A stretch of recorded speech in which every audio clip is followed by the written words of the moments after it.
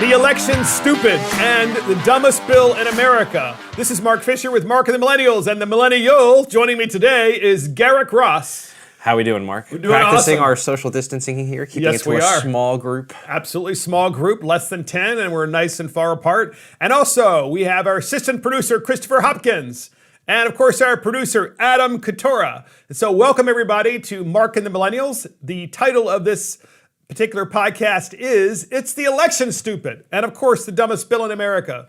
So first up, AOC, the infamous AOC. Everybody's favorite congressperson. Says the United States is a brutal, barbarian society for a vast majority of working class Americans. She tweets this out in a video, and quite frankly, it's ridiculous because her whole point of doing this is to say that the stimulus isn't enough, and it may, by the way, it may not be. It very well probably isn't. I have a lot of fundamental disagreements with a lot of things in the stimulus. Likewise. Yeah. But what she's saying is she's trying to use this as an opportunity, the stimulus, and to have another stimulus and probably even a third stimulus after that, so that she can level the playing field and create the great socialist, communist society that she desires. And so rather than trying to solve problems in this pandemic, in this national crisis, she's trying to completely change the way the United States operates and is run. In any event, we have a clip on this, and she's every person everybody loves to hate, AOC. And here she is. And please continue to push and advocate for things like rent suspensions, payment suspensions, mortgage suspensions, the guaranteed housing. And everyone, we need to expand our public health care systems, drop the Medicare age to 0. Some people are arguing for mass enrollment in TRICARE. Whatever way we can get this done, let's get it done. Because when there's 10 million people that have just been suspended or just been laid off or furloughed from work, that's 10 million people whose health insurance is now imperiled. And there is no reason why you getting laid off from work should be the animating basis for you not being able to see a doctor. Healthcare is a human right. You shouldn't get better health care because you have a higher position in work. Everyone should be able to have dignified access to health care. Many times I went to the dash when I worked in a restaurant. I can't tell you how many times I sat hours in This is supposed to be the richest society in the world. And I think what this crisis is showing us is that this is only a rich society for a very small amount of people. And it is a brutal, barbarian society for the vast majority of working class Americans, because 40% of us couldn't even afford a $400 emergency before this thing started. Yeah, so first of all, a lot of what she said is indeed the case, right? But we are a brutal, barbarian society. I mean, all I'm seeing today is how people are actually helping one another. Churches are stepping up. Yeah. Charities are stepping up, and they're feeding people, and they're actually delivering the food to them. Businesses have taken unprecedented steps to care for their workers. I mean, I can't tell you how many companies I've seen. So my sister, she's a Starbucks, barista, and more credit to her, but they offered two things. You can either stay working for a raise, or you can go home and stay home, and they'll still pay you what your hourly rate was and your salary for how many hours you typically worked. And I can't think of another time in history where this would even have been the case. Where, exactly. People are really coming together and taking unprecedented steps to help each other. Yes. Another thing that stood out to me in that was health, where she's talking about healthcare, and she's like, let's open up the Medicaid rolls and let's enroll everybody on TRICARE. And for anybody who doesn't know what TRICARE is the Department of Defense's healthcare program, which is currently insoluble. They do not have enough money to pay for it in the next 5 years. So it's insolvent. Insolvent, yeah. Yes. So it is not, I have TRICARE for full disclosure. Oh, I didn't know that. Okay. So my stepfather was in the military, he's retired veteran. So I'm under 26, I'm still on my parents' health care. It is not great health care. This notion that, this government-run health care, and that if we get people on Medicaid or TRICARE is this next big thing. It is not great. We use it primarily as a supplemental for certain things that they cover, but otherwise we rely on his work insurance now. It is part of the thing. Look, we know what she didn't mention? Garrick, she did not mention the fact that the Chinese are the ones that caused these issues in the United States Look of at America. a lot of places that have these, government-run healthcare programs, and they can't innovate, and they can't, because they can't be prepared for this, because the general nature of having this kind of a healthcare system is to save costs as much as you can, because you To deny care. To deny care, save costs, and keep margins as low as humanly possible. So you can't stock up on required, PPEs, ventilators, medicine, any of that stuff. You kind of just work within the margins. And so you look at like a healthcare center like England, which is strained to the max. Italy, which was the 4th ranked healthcare program in the world. Through those objective measures, Socialized medicine. How did that work out? And it is not going swimmingly over there. No, it's not. It's not going swimmingly over here either. But there's a lot of people that are coming out to try and alleviate these issues for us. You're seeing a lot of, like Bill Gates. Bill Gates is rushing 7 or 9 potential vaccines through his own private enterprise and healthcare system that he himself owns. And you're not seeing innovation like that in a lot of these other countries. No, America is the land of innovation, but she called the United States a brutal, barbarian society. Meanwhile, this virus came from China, and the Chinese Communist Party has been reported to have locked people in their houses in Wuhan. And lied about the number of people who've died. And they locked them in their houses. Yeah, welded them in. And welded them in so they couldn't get out, and then later recovered them after they had died and sent them to an incinerator. Yeah. I mean, this is the but no, in AOC's mind, the United States is the brutal barbarian society. I'm sorry, there's something wrong with someone who is living in this great free society, who herself probably isn't even out there working the food lines and isn't volunteering. No, she's just tweeting. Somebody should ask her, because she's talking about how the stimulus isn't fair and we're in this brutal barbaric society. What did she vote for on the bill? Did she vote no against the stimulus? Because as far as I know, everybody in the House and in the Senate voted for this stimulus. Well, except for that one gentleman in Kentucky, right? Yes, Mr. Massey and Mr. Amash, the 2 resident libertarians who, they're their own special circumstance. Though. Yes, they are. We won't even cover that because it's not even worth our time. No. But yeah, I mean, the idea, I can't focus on this enough, that someone like AOC really wants to adopt the Chinese system where you have filth in markets, in these wet markets, and you have a communist society. And by the way, I'm not even convinced that that's where it came from. I'm more convinced, or at least I'm more leaning towards the fact that this actually came out of a Chinese laboratory, potentially, and the fact that a communist party would try to cover all this up, and meanwhile we're the bad people, and the Chinese communists are the good ones. Just tired of it. It tells you how much she tries to throw into a lot of these speeches. I mean, you're sitting here and you're focused a lot on the Chinese aspect of it, and my mind has gone into a lot of different areas with it. It's so much to unpack every time she kind of brings out these bombastic, monologues about how we all are just this terrible, brutal country. Yes, and so this podcast is called "It's the Election Stupid," and we, as you know, Donald Trump has at least 1, if not 2, press conferences every day. And we have a lot of clips, you have to stay to listen to these clips, you just won't believe them, about how the media is making this all about the November election. Yeah. It's all about making Donald Trump look like he's incompetent, that his government is incompetent, and then even talking about the election itself and trying to change the way we actually vote in elections.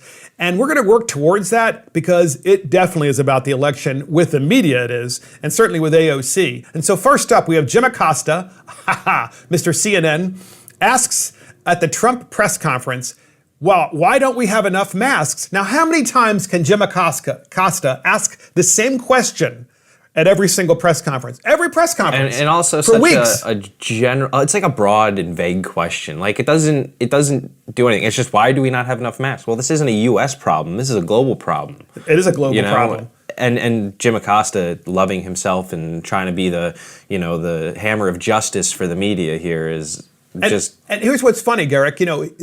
Initially it was, well, we don't think that you need to wear a mask. This was last month. Now you need to wear a mask. When the average person is out walking. Now they're saying, well, you don't have to, but maybe you should. Maybe you should. So of course we don't have enough masks. And but there are other reasons as well. Clearly the United States of America was not prepared. And we did cover some of that in a past podcast, but here is Jim Acosta once again. Same old question with Donald Trump. And here is the clip. We're preparing for a pandemic. Why is it we don't have enough masks? Why is it we don't have enough medical equipment in this country? Previous administrations gave us very little ammunition for the military and very little shelf space. Let me just tell you, you know it. You know the answer. The previous administration, the shelves were empty. The shelves were empty. So what you should do is speak to the people from the previous administration, Jim, and ask them that question, because the shelves were empty. And you know what else? The military shelves were also empty. We had no ammunition, literally. And that was said by one of your favorite generals. We have no ammunition. Guess what? We had very little medical supply also. There you have it. So Trump's talking about, not only did we not have enough masks and surgical coverings and so forth for a pandemic, but we didn't even have enough military arms. We didn't even have enough ammunition for the military. That is the condition in which Donald Trump took over the government from Barack Obama. And do you think Jim Acosta had a follow-up question like, well, Mr. Trump, President Trump, how many masks did he leave you, or how much military equipment and military supplies and ammunition did President Obama leave you? But they never ask those critical questions because they don't care about that kind of continuity in government. They only care about the blame game because it's about the election. It's all about the sound bites, Mark. It is about the sound bites. I bet you CNN on every primetime show in their house where they're all recording it, they ran probably that clip over and over again. Look what Jim Acosta did today. Keeping the president accountable.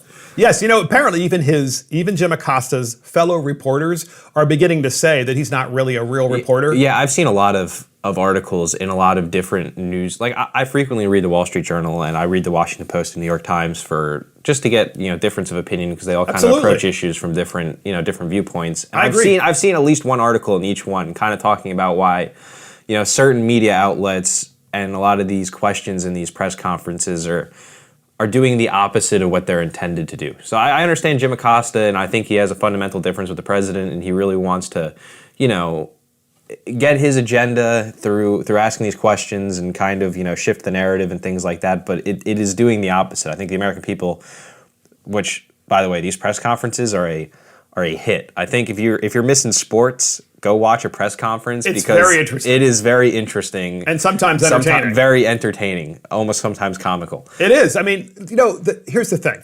We've got the press that's there. They're asking, again, the same questions.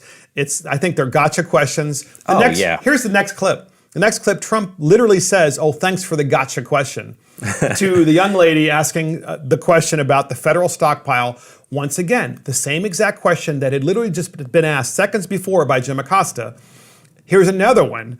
Same question again and again, every single time. Here is the clip. Yesterday, Jared Kushner said the notion of the federal stockpile was it's supposed to be our stockpile. It's not supposed to be state stockpiles that they then use. What did he mean by our? What are you asking? And even the fact that taxpayers from every state pay for it. No, it's not gotcha. Our, you know what our means? United States of America. That's what it means. It means U.S. of A, baby. Our. It means the United States of America. And then we take that our and we distribute it to the states. So why did you say it's not supposed to be state stockpiles that they then because we need it for the government and we need it for the federal government. But when the states are to also keep giving it to if it's not to the states. To keep for our country, because the federal government needs it too, not just the states.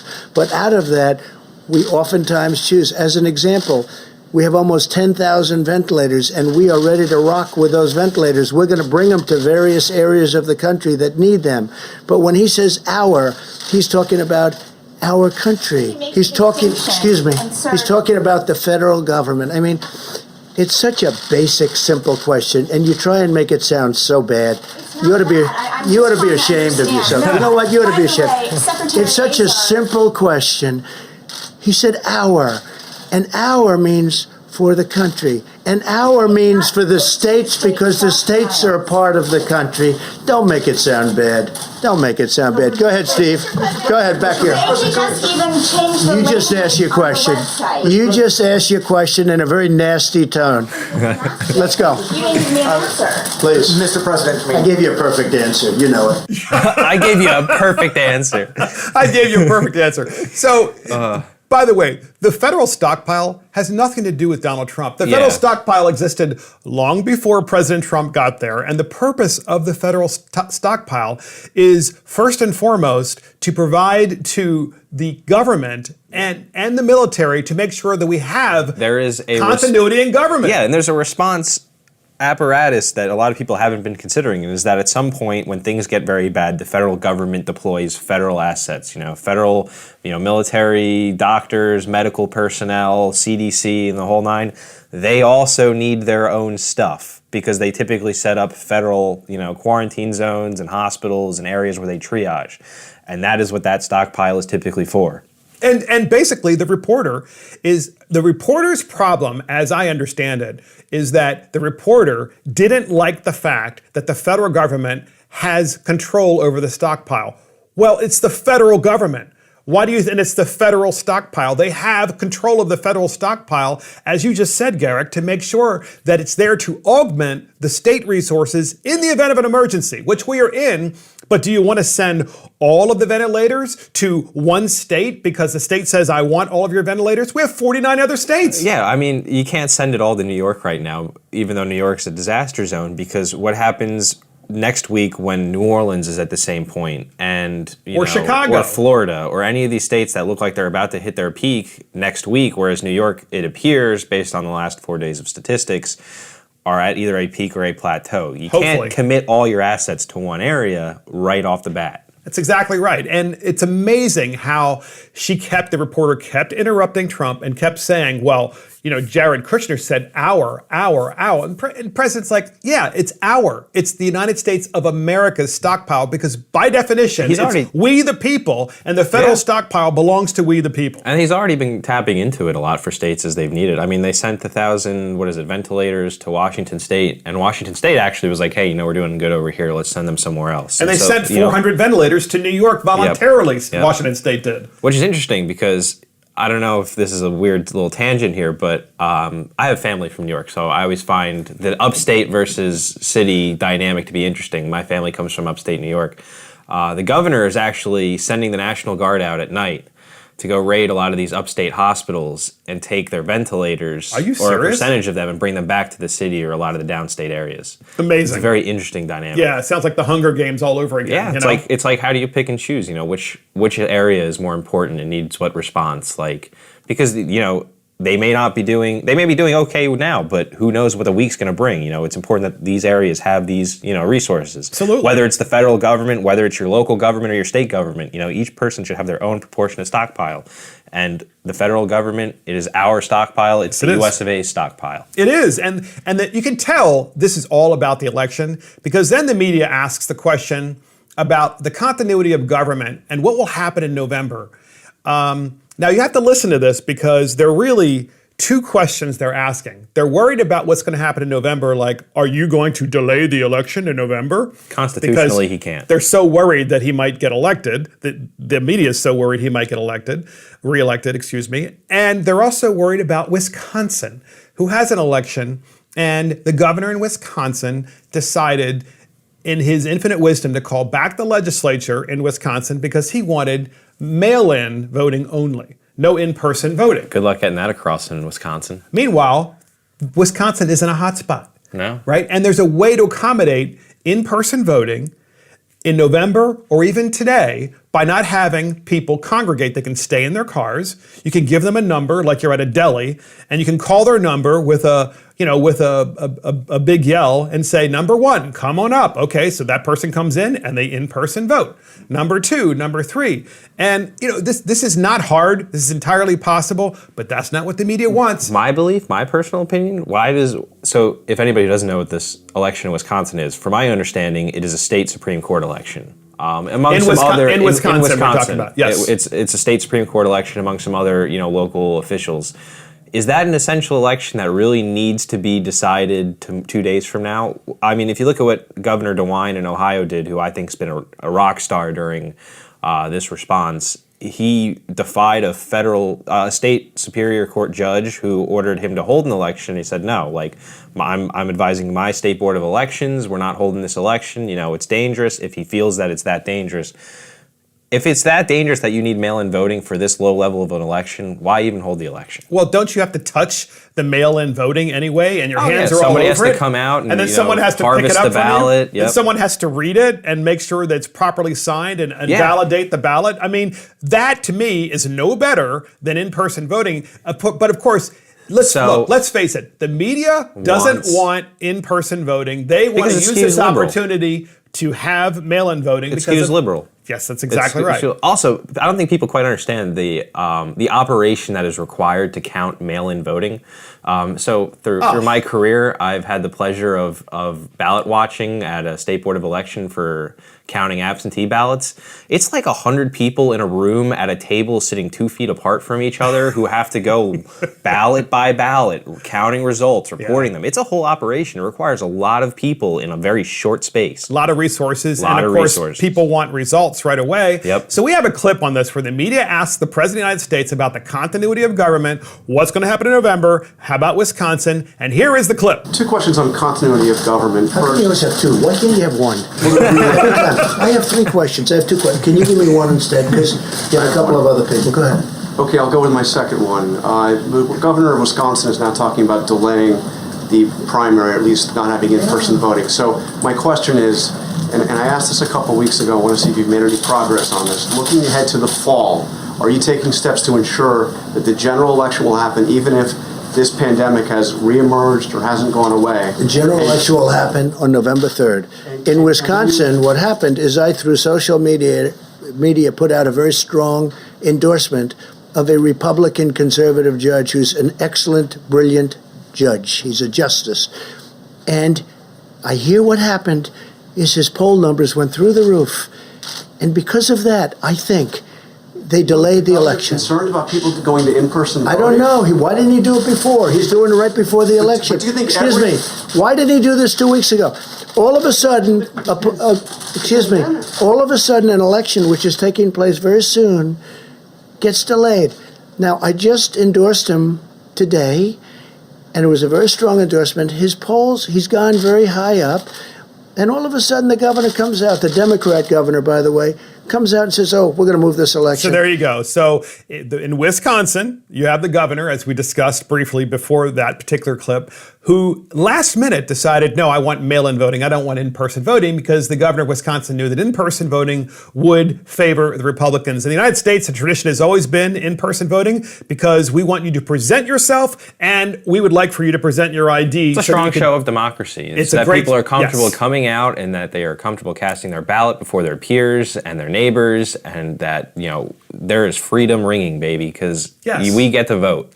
But did you catch I want to hear this from you, Garrick. Did you catch the subtlety of what the question was? First of all, the guy goes, well, I have 3 questions. The president goes, why do you always have 3 questions? Why don't you, how about 1 question? The continuity of government, how he begins the phrasing, kind of catches me a little bit. Because he was worried about the election in November, because on the one hand, the media doesn't want the election in November to be delayed. It's not going to be delayed. But on the other hand, the media wants the election in Wisconsin to be delayed. Mm-hmm. So it's all about the election with the media. It's so obvious. It's so corrupt. Thoughts on that? Oh, yeah. I mean, they have their prototypical candidate of preference here, although I think Biden is a strange person to have a candidate of preference for. But just anybody but Trump, basically, is, NBC, CBS, ABC, MSNBC, CNN. It's just, it is really, I think it's to push for a global mail-in, not a global, a countrywide mail-in voting system. The expansion of absentee voting to just anybody who wants it can have it. They would love that because of ballot harvesting. Yeah. And explain what ballot harvesting is. So,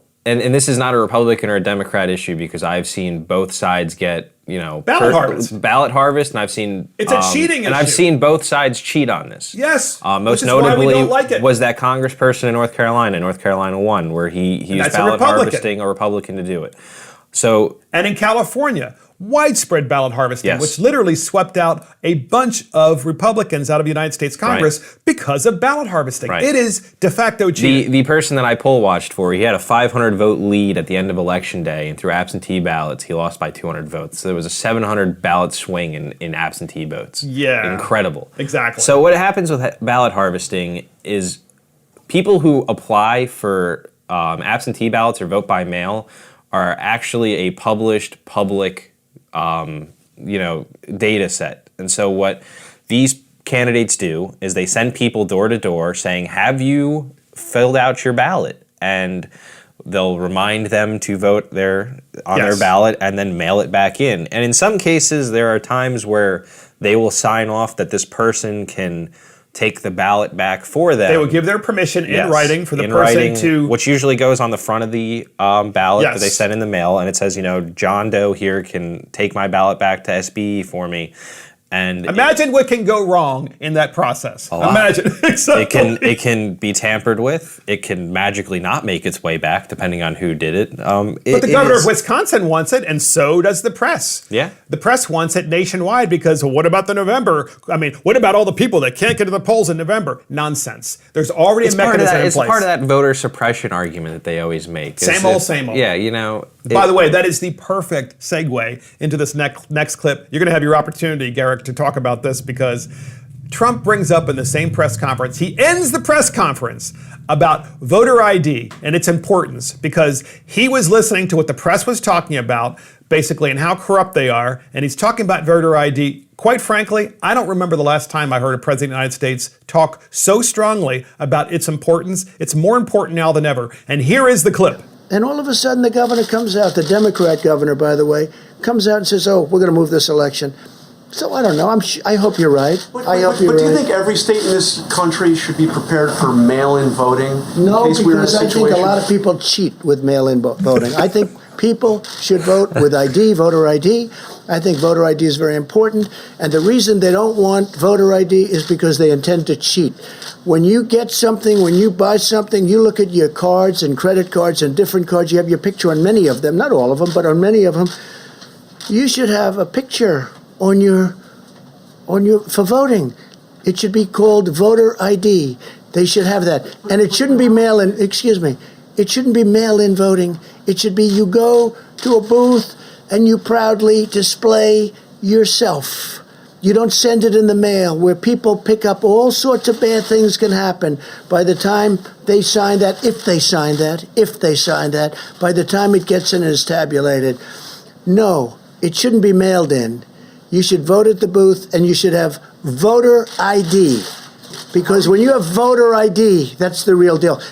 When you have voter ID, that's the real deal. We literally just spoke before that clip about the situation in North Carolina where Republicans cheated, and of course about the situation in California where there was widespread cheating with ballot harvesting we're talking about.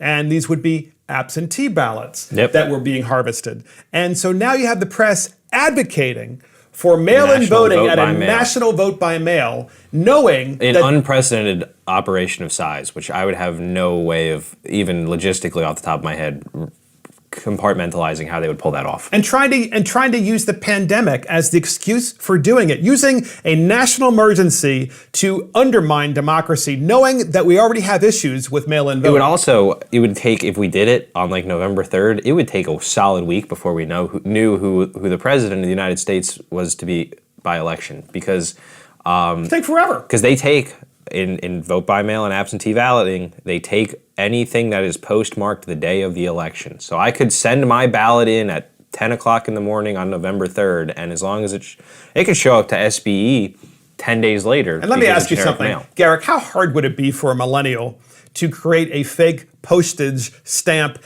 with the stamp that goes over that looks like it actually went through the system and actually had been delivered? I mean, you could deliver that. You could keep doing. I mean, millennials are experts at faking IDs. Such forgery here, but I wouldn't imagine it wouldn't be too hard. I'm sure there are a lot of people who will try. And figure it out. That's why it's problematic. Yeah, that's one of the many reasons why it's problematic. Now, I think two things can be true though. I think vote by mail widespread is a bad idea, but I also think that there should be steps in place to make voting on election day a lot easier. I think that, more polling places and more We already polling have staffers. early voting, though. Yeah, early voting, things like that. Like, I wouldn't have a problem with the national early voting.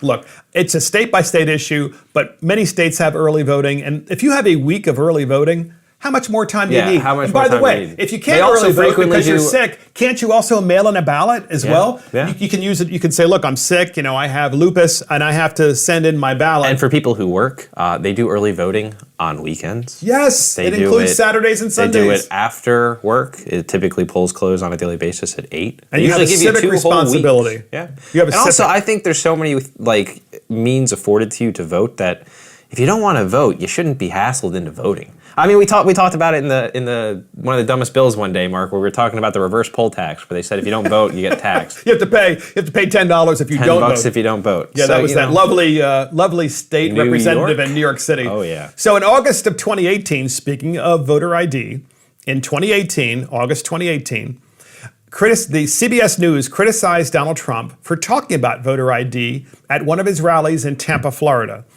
CBS News says Trump pushed for voter ID laws with erroneous comparison with grocery shopping. Actually, they said, when you write a check, you definitely need ID. They basically said Trump said that. Well, he did.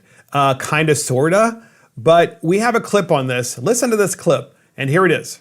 President Trump says he wants to require all voters to show a photo ID when they go to the polls. The president was in Tampa, Florida last night for a rally ahead of the state's primary this month. Mr. Trump pushed for voter ID by making an erroneous comparison with grocery shopping. If you go out and you want to buy groceries, you need a picture on a card. You need ID. You go out and you want to buy anything, you need ID and you need your picture. A photo ID is only required for buying certain items such as alcohol, cigarettes, and certain medications. That's not true. That is not true. That is CBS News lying to the American people. Let me tell you something. The entire boomer generation used to go to the grocery store and write checks because credit cards, if you didn't have a credit card, and a lot of people didn't use credit cards because there was a lot of fear that you would get into trouble by using credit cards. Still, that happens today. But if you write a check at the grocery store, you need to have an ID. In fact, in many stores in America today, if you use your credit card, they often want to see your ID. That is perfectly reasonable. Yeah. Okay? Not all stores. Especially if you don't sign the back of the credit card. That's something I discovered the hard way. They're right like, away. we didn't sign the back of this. Can I see your ID? It happens Yes. quite often, more than you would think. But according to CBS News, that isn't the case. No. And so we actually have CBS News, after playing that clip, then having a little conversation about how voter ID hurts minorities and the poor. And here's the clip. Hi, Weija. Critics argue voter ID laws disproportionately affect minorities and poorer populations. Is that a concern for the president, or is all of this just playing to his base? Well, that is not a concern. That is a concern that critics have when the president continues to bring up this issue, which is not new for him. In fact, he adopted this line of attack on the campaign trail, and he claimed that 3 to 5 million people voted illegally in the 2016 election, and he made those claims without any evidence, and to this day has yet to provide it. But critics say, in fact, when you look at different studies that have been made, in fact, one from the NYU Law School that really examined the number of fraud cases during the election, it was 35 compared to the accusations of 3 to 5 million people. So CBS News is not the least bit concerned that 35 people cheated. That doesn't matter to them because it was only 35. Do you know how many times in America there are elections that are decided by less than 35 votes? Pretty frequently. I actually remember a presidential election 500 between votes. Gore and Bush, where those 35 votes in one place would have made one state or one jurisdiction would have made a huge difference. But CBS News doesn't care because in their mind, you don't want to show voter ID because it was only 35 people that we could at least prove that we're cheating. I hate this notion that minorities and poor people are too stupid or too dumb to go get a license or to go get voter ID or any kind of ID. I mean, if regardless of your ethnicity or your, how much money you make, you typically go to the DMV, you still have a car, you still have state-issued ID, and I find it yes, you do. asinine to think that they can't just because they're poor or they're a minority. I mean, to me, it's like... Don't you need ID if you sign up for public assistance because you are poor? You need to prove who you are in order to get that assistance. How do you prove it? Yeah, you have to show some ID, birth some certificate, level of ID. And that doesn't have to be a driver's license. You can bring, I'm pretty sure in some states it's a social security card, you can bring your birth certificate, you can bring your school ID, state-issued ID, because you don't have to get a driver's license, but through the DMV, you can get just an ID card that certifies who you are as a person. Exactly. And voter ID laws are not this mystical concept where this would be the first place that we'd implement such barbaric laws. Europe uses it very frequently. Most European states have voter ID laws. Germany, a lot of the Benelux countries, some of the Nordics up on that peninsula up there, they all use voter ID laws. Oh yeah, this is all about the election. Look, Wisconsin, we talked about that before, Garrick, and Wisconsin, we have a clip on this about Wisconsin, about how the legislature was called in for a special session to stop in-person voting as a directive from the Democrat governor. Nothing says, social distancing by calling in an entire legislature in the midst of a global pandemic. We had the same problem here in Maryland, Mark. They decided, we got stuff we got to ram through. Let's keep everybody here in close proximity for 4 days. While we're telling everybody else to social distance, we're sitting like 2 inches from the next person talking, while they're spitting coughing on each other. Yeah. So here's the clip from the Wisconsin legislature special session. Here we go. Officials are going to be able to find out if people have been standing in line trying to vote and they're exposed to the coronavirus. I think there's going to be some big fault going to be played on people because a lot of people potentially could be hurt and could die from this. So there you go. So once again, Democrat fear-mongering, people could be standing in line, coughing on each other. No, they can still vote in person, as we discussed before. They can wait in their cars, take a number. Let's get they can creative. Call them out. This is not hard. Let's get creative. Exactly. Let's find some kind of solution. I mean, when I go to the grocery store, Mark, and I'm waiting for the checkout, they have tape strips on the ground that are about 6 feet apart. I don't see it unreasonable to put tape strips down the street where people are voting, and maybe expand hours of voting. Who knows? But I mean, get creative with it, and don't sit up there on the floor and be like, people are gonna die. It's right. It's and you call, as you said, you called in for a special session to discuss this because this is the opportunity the Democrat Party is trying to use to completely change the way we elect people.